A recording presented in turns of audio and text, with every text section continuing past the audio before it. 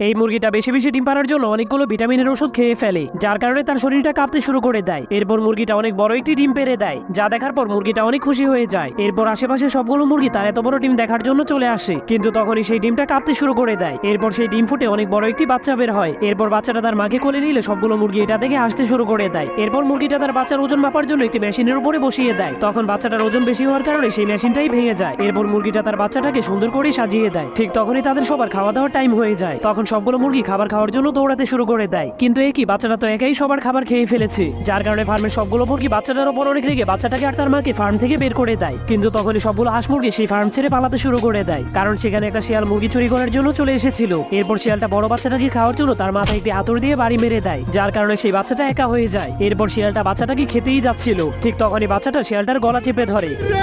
ও বাবা বাবা, আমি তো প্রথম থেকেই খেলাটি খেয়ে যাচ্ছি। যাওয়ার আগে আপনার ফোনে কত % চার্জ আছে তা কমেন্ট করতে ভুলবেন না।